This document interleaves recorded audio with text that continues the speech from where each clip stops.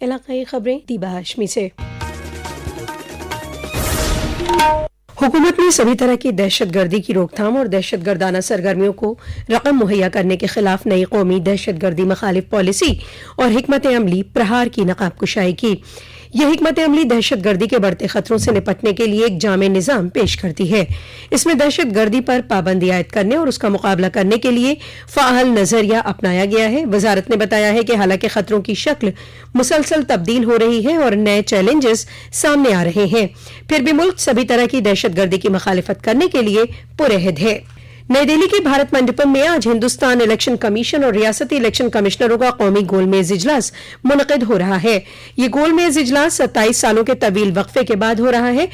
گزشتہ اجلاس سال 1999 میں ہوا تھا۔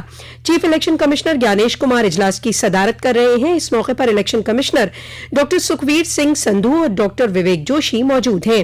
سبھی ریاستوں اور مرکز کے زیر انتظام ریاستوں کے چیف الیکشن افسر بھی اجلاس میں شامل ہو رہے ہیں۔ ہمارے نامہ نے بتایا ہے کہ یہ اجلاس الیکشن کمیشن کے کام کاج کے بہترین طریقے کو ایک پلیٹ فارم مہیا کرے گا۔ اس دوران chief election commissioner Gyanesh Kumar نے کہا ہے کہ صحیح ووٹر لسٹ کسی بھی جمہوریت کی بنیاد ہوتی ہے۔ آج قومی گول میز اجلاس کو خطاب کرتے ہوئے جناب گیانیش کمار نے کہا کہ سبھی اہل رائے دہندگان کا نام ووٹر لسٹ میں ہونا چاہیے۔ انہوں نے کہا کہ SIR کا عمل بہار سے شروع ہو کر 12 ریاستوں میں چلایا گیا، جن میں سے 11 ریاستوں کی آخری ووٹر لسٹ جاری کی جا چکی ہے۔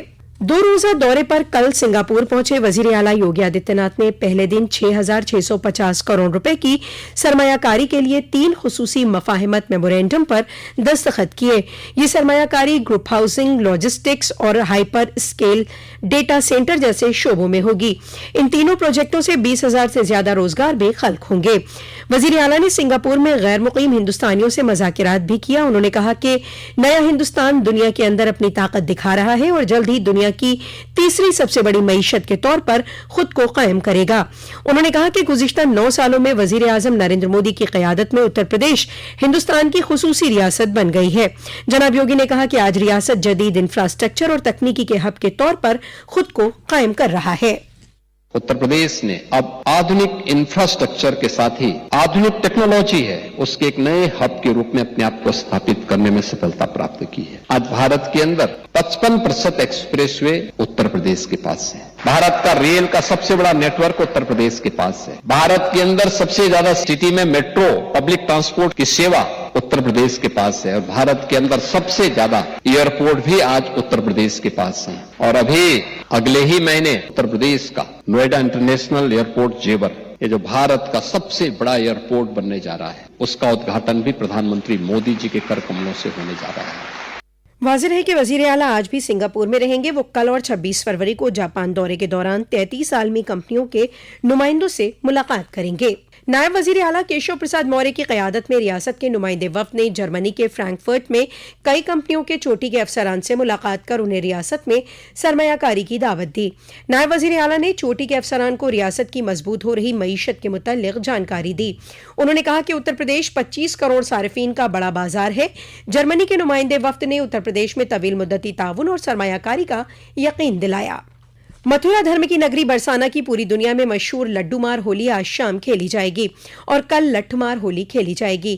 ضلع مجسٹریٹ چندر پرکاش سنگھ نے بتایا کہ ضلع بھر کے خصوصی مندروں میں حفاظت کے سخت بندوبست کیے گئے ہیں۔ برسانہ کی عالمی شہرت یافتہ ہولی دیکھنے کے لیے ملک اور بیرون ممالک سے لاکھوں لوگ پہنچیں گے۔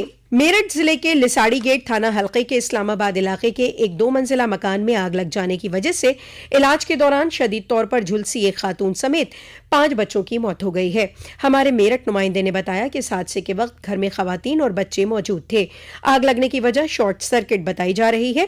اسی سلسلے میں میرٹھ کے ضلع مجسٹریٹ VK سنگھ نے بتایا یہ سنگیان میں آیا کہ اس میں 6 لوگ جو ہے براڈ ڈیڈ تھے۔ پوری جانچ پڑتال کے بعد CMO کی رپورٹ کے بعد یہ سنشچت کرانے کے بعد کہ کل 6 لوگوں کی مرتیو ہوئی ہے، جس میں 4 بچے ہیں और एक बच्ची 12 साल की है और बाकी एक महिला है जो की उम्र लगभग 25-26 साल की है। घटना क्यों हुई इसके बारे में हमने बिजली विभाग के अधिशासी अभियंता और असिस्टेंट डायरेक्टर चौकी को भेजा था मौके पे। वो जांच कर रहे हैं कि घटना किस कारण से घटित हुई है। प्रथम दृष्टया ऐसा लगता है कि बिजली के किसी उपकरण में आग लगने से हुई है, लेकिन इसकी विस्तृत जांच की जा रही है। इसी के साथ आकाशवाणी लखनऊ से इलाकाई खबरों का ये बुलेटिन खत्म हुआ।